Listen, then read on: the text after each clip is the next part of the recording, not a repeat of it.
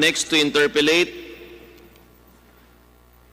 is our NUP President, Congressman PD Barzaga, na binigyan po ng oras ni Congresswoman Sheena Tan, Congressman Eric Yap, at Congressman AA Advincula. Congressman PD Barzaga, you have the floor. Maraming salamat, Ginoong Chairman. Katulad ni Boying Remulla, medyo malakas ang aking boses. Lumalakas ang aking boses sapagkat ako ay nag-practice at nagturo rin, at nung ako ay nagtuturo, wala pang lapel, kinakailangang sumigaw ako sa loob ng classroom. Kaya ako medyo malakas ang aking boses, humingi ako ng pasensya, pero hindi ako nagagalit. That is my natural voice. Unang-una, sinabi ni Dean Del Castillo na iba ang personalidad ng ABS-CBN kung ikukumpara natin sa ABS-CBN Holdings Corporation. Tama po ba? Okay. Tama po. At yung ABS-CBN Corporation, sapagkat ang kanyang negosyo ay tungkol sa mass media, base sa ating saligang batas, kinakailangan 100% ang pagmamay-ari at pamamahala ng ABS-CBN. Tama po ba, Dean Castillo? Tama Del po. Castillo, tama. Yeah. At sa ating corporation code, yun namang ABS-CBN Holdings, hindi naman engaged sa mass media. Hindi po.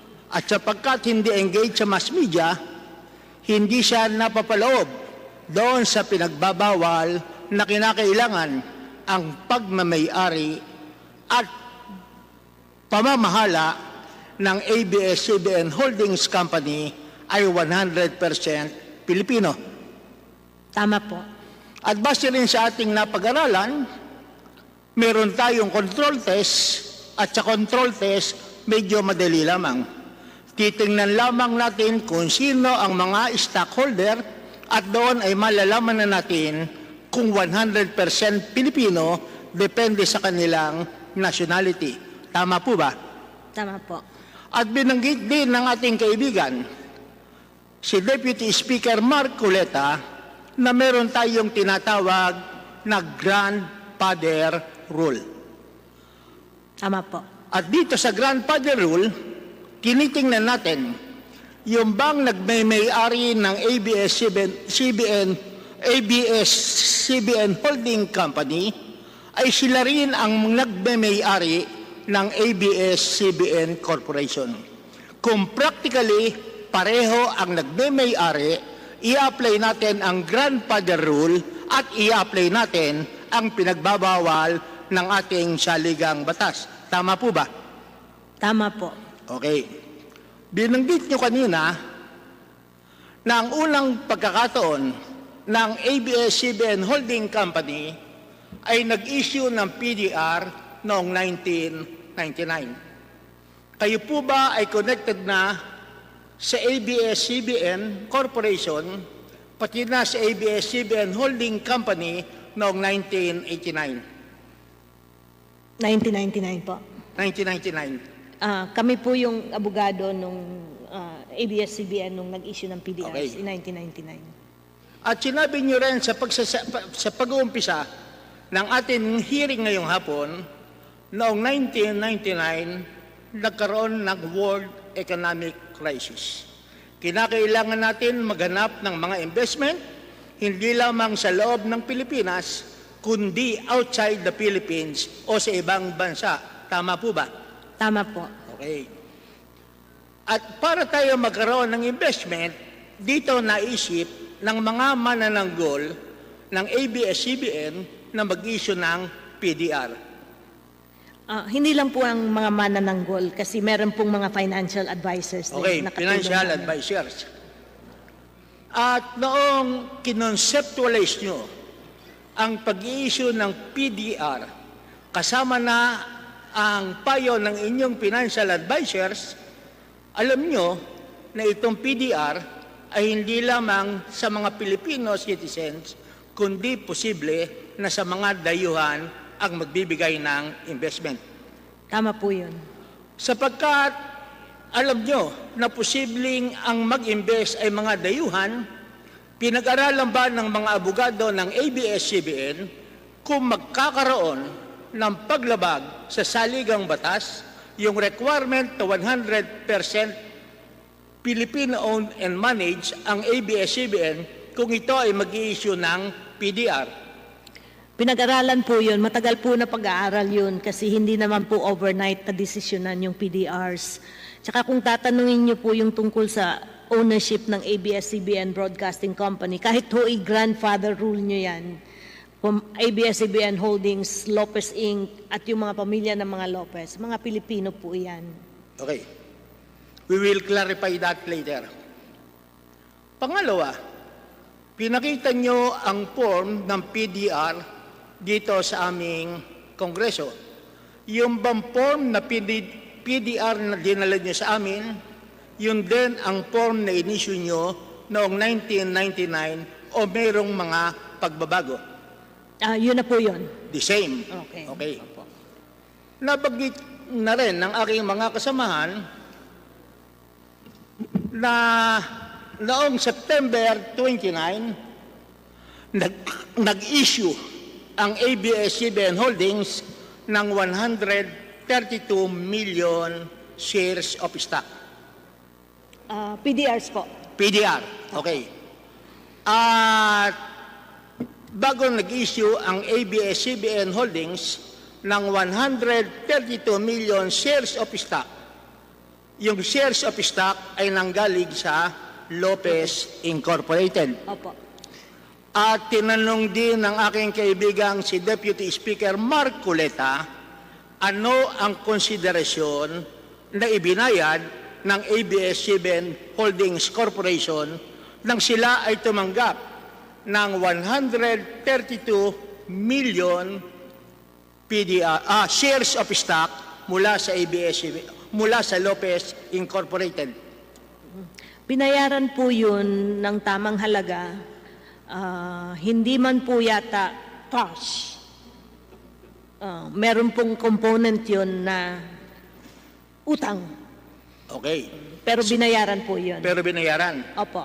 Maisasubmit nyo ba ang dokumento dito sa ating pagpupulong regarding evidencing how 132 million shares of stock were delivered to ABS-CBN Holdings?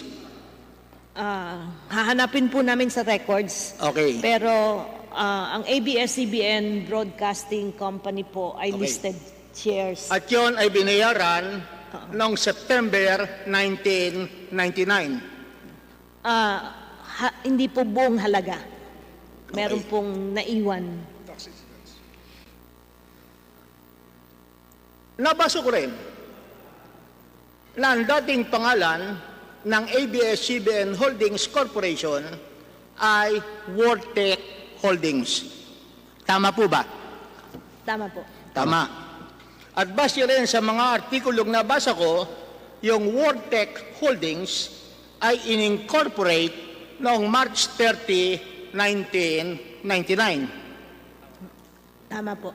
Tama po. At noong September 16, 1999, pagkalipas lamang ng ilang buwan, pagkatapos ma-incorporate ang Wortech Holdings Corporation, ito ay pinalitan ng ABS-CBN Holdings Corporation noong September 16, 1999. Tama po. Tama. At nabasa ko rin na ang Wortech Corporation nang ito ay in-incorporate noong March 30, 1999, ang authorized capital ay 1,000 piso lamang divided into 1,000 shares of stock with a par value of 1 peso. Tama po ba? Tanong ko po sa corporate secretary. Tama ho yun. Tama po ba? Tama po ba? Kaya lamang ang pinagtataka ko, paano nagkaroon ng sufficienting asset ang ABS Holding Corporation para bumili ng 132 million shares of stock. Well, anyway, you have to explain that later. Yung 132 million shares of stock na inilipat ng Lopez Incorporated sa ABS Holdings, yon ang inisyuhan ng PDR. Ang PDR ay 132 million PDRs, Opo. representing 132 million shares of stock. Opo. Lilinawin ko lang, itong shares of stock, ito ba ay common or preferred shares? Common shares po ito. Meron ba itong par value? Ano po? Par value or no par value? 1 peso po. 1 peso par value. At magkano naman ang consideration sa pag-i-invest sa isang PDR? Nung 1999 po, 46 pesos yun. 46 Approximately, pesos. oo. Actually, 45 pesos 45 and 90 something. centavos. At yung 10 centavos is the so-called exercise or option price. Opo. Ano ba ho ang ibig sabihin nitong exercise or option price? Yung nung bumili po sila ng PDRs, yung 45 or something pesos po, ay parang deposit nila yon.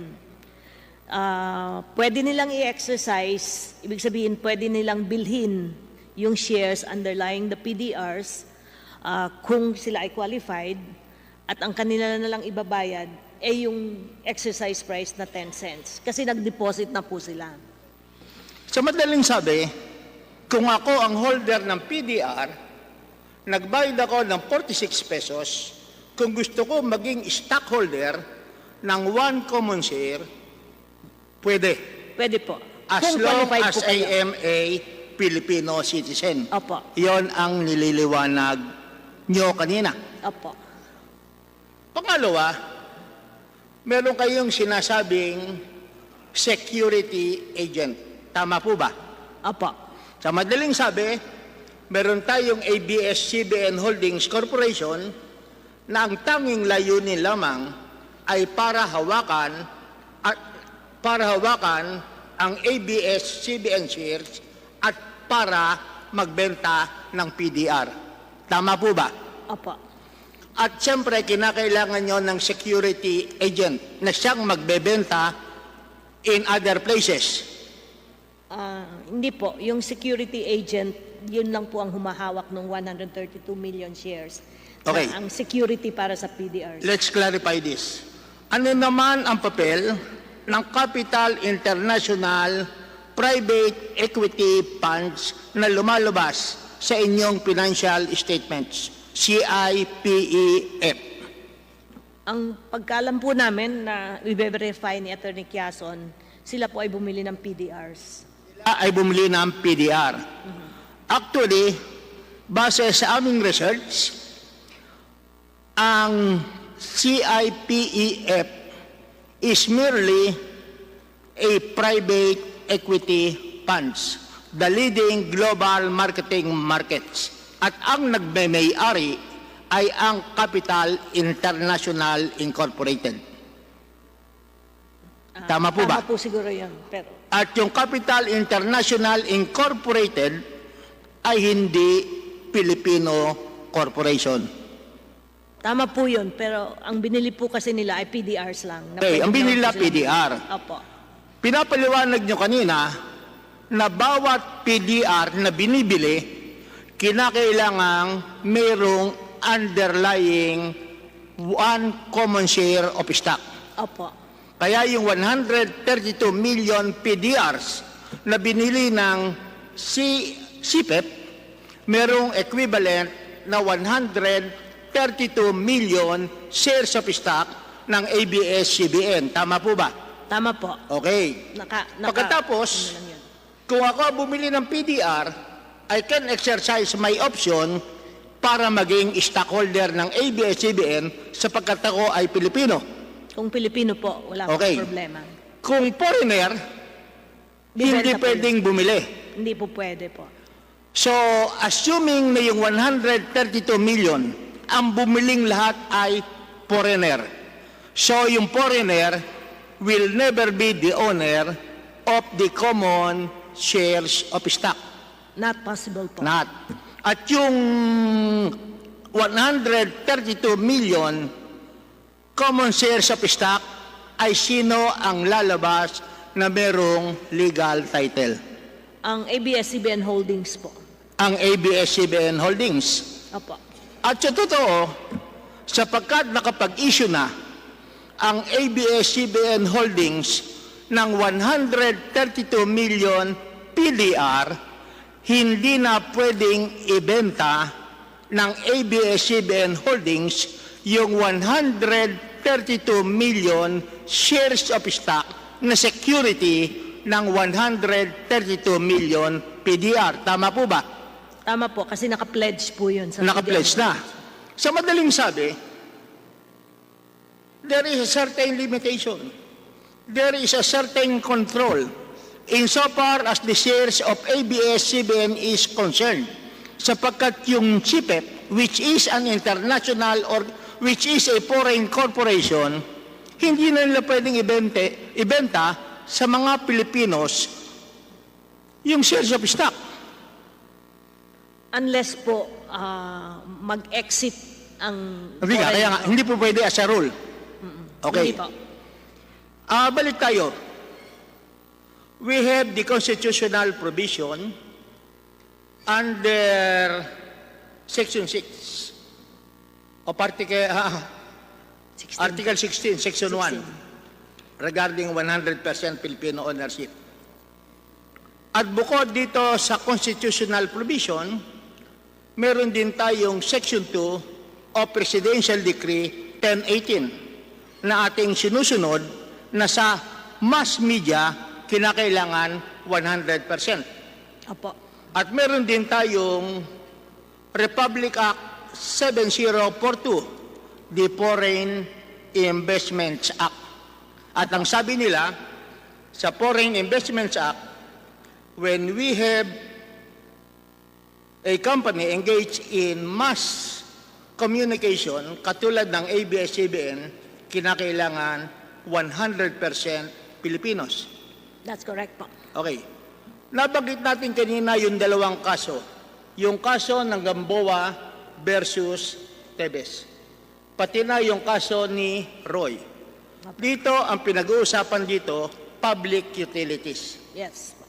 At ang public utilities, ang sinasabi ng ating saligang batas, 60-40. Opo. Kaya ang sabi ng Supreme Court, kinakailangan 60% must belong to citizens of the Philippines who have the power of control. Opo. Okay. Pero kung pag-uusapan naman natin ABS-CBN, kinakailangan 100% applying the control test. Opo. Tama po ba? That's correct po. Tama. Yun din ang sinasabi ng ating mga based on the cases. Sa ngayon, alam natin na itong constitutional provision, wala pang definite ruling ang Supreme Court.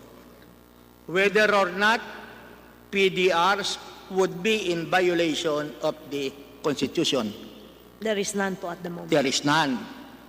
Pangalawa, meron din tayong asunto ng PDRs involving Rappler. Opo. Although sabi nyo, iba ang kaso ng Rappler.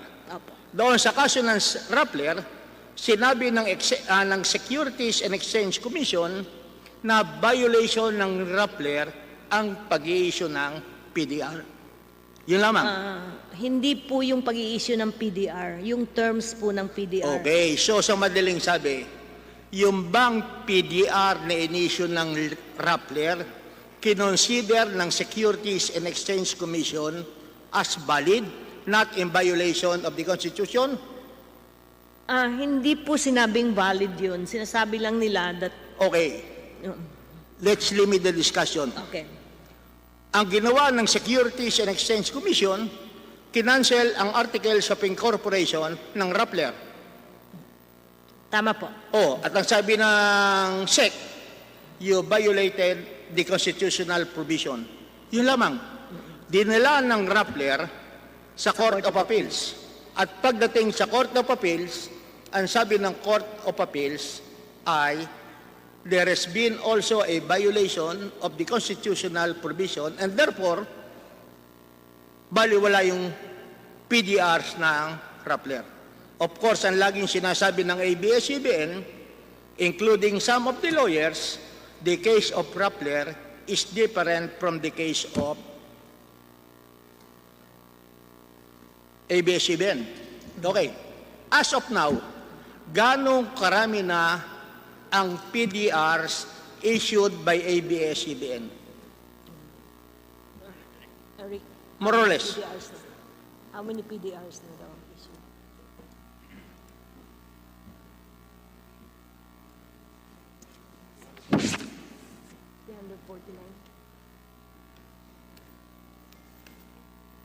Mga 349 million po. 349 million. 349 million PDR sales. At itong Mr. Chairman, the authorized PDRs is about 329 million, but the outstanding, the authorized registered and listed is about 329 million, but 329 million. Is that correct, Attorney Quezon? 329 million. But the Outstanding, outstanding is about 290. 290 million. million. These are shares, Attorney Quezon. These are PDRs, Your Honor. PDRs, yes. What would be the value per PDR? If that's 329 million authorized, 290 million, what would be the value of each? Your Honor, may market value po yan. At the time it was issued, mga 46 po yan binenta. Pero currently, we understand na ang value niyan sa merkado is only about 15 pesos. 15 pesos. Now po. When you... Congressman Barzaga, I think your mic is off. But let me just, when it was issued at 46 pesos, how much was the common share that time, the local of the ABS-CBN Corporation? About that price, Your Honor. 46? About that price. 46 din po. Yes, Your Honor. Go ahead, Or Congressman slightly Barzaga. lower. Please continue. Thank you po, ABS-CBN. So, ang outstanding na PDR ng ABS-CBN is for 290 million. As of March 31, 2020, it's 298,827,100 PDRs. At kung i-compute natin yan times 46, it would amount to how many billions or trillions of pesos? Mr. Chairman, are you asking the chair to compute? Yes, please. I don't have any, hindi abot yung aking cellphone sa dami ng zero na kinakailangan. More or less, how much? I think we just want to have a figure. We don't have to be exact about it. So Yes, 200, more or less lang, ballpark figure. Assuming na 46. It's 13.3 billion at 46, Your Honor. 13.3 0.3 billion pesos. Billion. billion. Okay. Itong 290 million PDRs, meron tong security na 290 million common shares of stock. Yes, Your Honor. Yes. Kasi kung ako naman ang bibili, pwede ba PDR na lang bibilin ko? Ano value niyan? Kinakailangan merong pledge of security na isang common share of stock ng ABS-CBN ang halaga at the time is assuming 46 pesos. Tama po ba? That's correct, Your Honor. And based on your records right now, itong 290 million shares of stock, how many are owned by, were sold, or how many are owned by, not owned? How many, ilan ang porsyento na foreigners ang investor para wala tayong problema sa sa whether sale, etc. Yung shares po ng ABS-CBN Broadcasting, wala pong foreigner dun. Walang foreigner. Hindi nga, alam Mr. nga Chair, natin. ang Pero ang tinatanong po sinasabi ko, yung PDR. Mr. Chair, Yung PDR na inisyu yung 290 million. Ganong karaming PDR ang nag-invest ay mga foreigner? sa ABS-CBN Holdings po, kano po karami? Yung po ang tanong ni Congressman Barzaga. Mr. Chairman, the total non-Filipinos as of March 31 is 62.6% of 62. of the total outstanding PDRs. So kung 290 million, 60% would amount to approximately Mga 180 million. No? About 180 million about 180 million PDRs PDRs are owned by non-Filipinos. are owned by non-Filipinos. Yes. Kasama na po ba dyan yung dun po sa Lopez Holdings? Iba pa ho yun. Iba po yan. Iba pa ho yun. That's a But it's different- also listed anyway. Nandun po nakadeclare na yung non-Filipino sa Lopez Holdings. Lopez Inc. yung which Lopez Holdings, Mr. Chairman? Lopez Holdings, in the Lopez Holdings, there are PDRs. No, Lopez Inc. is not a listed company. Lopez Holdings is the listed company. Iba pa ho yun. So, iba pa. Ibang, Go ahead. I think it's a different PDR. Oh, it's not the ABS-CBN PDRs, Yeah.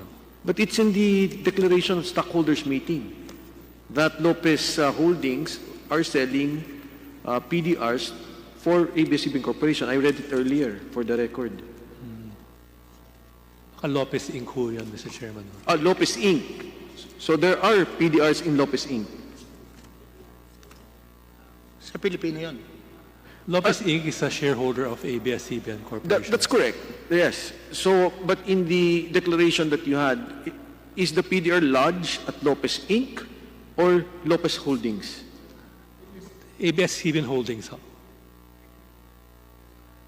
ABS-CBN Holdings is the issuer of the PDRs. Yes. So there are no ABS-CBN PDRs in Lopez Holdings nor Lopez Inc.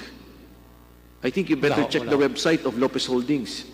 Na klarong-klaro po doon na may, although hindi po malinaw. That's a different arrangement. Ho. Go ahead, Congressman Barzaga. Medyo nalimutan ko na, pasensya na. Ganong karami yung pag-aari ng mga foreign nationals na PDRs? As of March 31 nga ho, it's 187,080,141. 187 million 80,141. 800 41 PDRs. 187,841 PDRs. 187,080,141. Okay, let's just round it up. 187 million. And this 187 million, there is an underlying share of stock, common, equivalent also to 187 million. Tama po ba? Yes. At ito Mr. namang Chairman. 187 million shares of stock, which serve as the pledge of 187 million PDRs, cannot be sold to the foreigners. Yes, Your Honor. Yes. And because this 187 million shares of stocks secured the PDRs issued to foreigners, ABS-CBN Holdings cannot sell to another person, even Filipino citizens, this 187 million shares of stock unless yung foreigner ay ibebenta o i-dispose of ang kanyang PDR. Tama po ba? Because it's covered by a pledge. Your Ha? Honor. Because it's covered by a pledge. Your Honor. What? It is covered by a pledge. Covered by a pledge. And because it is covered by a pledge, the hands of ABS-CBN Holding is tied by that pledge. Hindi nila pwedeng ibenta yan. Yung 187 million shares of stock, kahit na pag-aari pa ng ABS-CBN Holdings sapagkat ito ay covered ng PDRs na binili ng mga foreigners. Tama ba? Tama po. That is the basic, because pledge is a security. And as security, you cannot dispose of it. Tama? Tama po. But he And to a continues. certain extent, the shares of ABS-CBN in the sum of 187 million covering the 187 million PDRs, ABS-CBN, even the holding company cannot sell that. Cannot And po. therefore, insofar as the ownership of ABS-CBN, that will be the issue which we shall discuss as to whether or not there is a violation of the constitutional provision. Kasi ang sinasabi natin, and I think all the lawyers would agree, when it comes to ABS-CBN, it should be zero control of the foreigner. And when we speak of control, anything that limits the shareholding or restricts the right would amount to control. Ewan ko kung yan ang maging posisyon ng ABS-CBN. But as far as I'm concerned, based on the cases decided, it seems that that would be the decision of our courts. Pero po, yung restriction not to sell is really because of the pledge. So in any pledge instrument po, Kaya hindi nga, po yung pwede. nakakaintindihan na tayo. Yung 187 million shares of stock, yun ang security Opo. para doon sa 187 million PDRs. Bagamat ang may-ari ng 187 million shares of stock is still ABS-CBN, sapagkat hindi naman pwedeng i-exercise ng foreigner yung option to purchase because that is prohibited under the Constitution, restricted ang right ng ABS-CBN para ibenta yung 187 million shares. Tama po ba? Tama po yun. Although he continues to exercise ownership, kanya din po ang dividendo, tuloy-tuloy. No. But you know the ruling. I understand that you are a reviewer in civil law. And one of the attributes of ownership will be to dispose the thing which he owned. Pero ang problema rito, yung ABS-CBN Holdings, they cannot dispose of that 187 million shares because naka-pledge nga eh. Kasi kung ikaw naman ang foreigner, hindi ka bibili ng PDR unless there is a security and that security is that one common share of stock. Tama po ba? Agree po that there is a restriction on your right to dispose. Pero it is also po a principle of ownership that if you want to restrict your right by pledging or encumbering it, then it is also part of your ownership right to encumber those shares. Okay, kaya nga sinasabi natin, there is a restriction insofar as the ownership of the shares of stock of ABS-CBN is concerned. Tama po ba? Tama po. But And it if can- there is a restriction, to a certain extent, there is control. And the control comes from the investment made by the foreigners representing the PDRs which they have purchased. At ang sinasabi natin, corporate layering, at ito ang Latin maxim ni Deputy Speaker Mark Coleta, as held in the case of Tawang case, that what cannot be done directly cannot be done indirectly. Kasi kung bumuha nito ABS-CBN, sila nagbenta ng shares of stock, definitely there will be a violation. Thank you, Well, anyway, Congressman I'll stop from Barzaga. there. Yeah. Thank you so much, Attorney Del Castillo. Thank you for the very enlightening discussion that you had, Honorable Barzaga.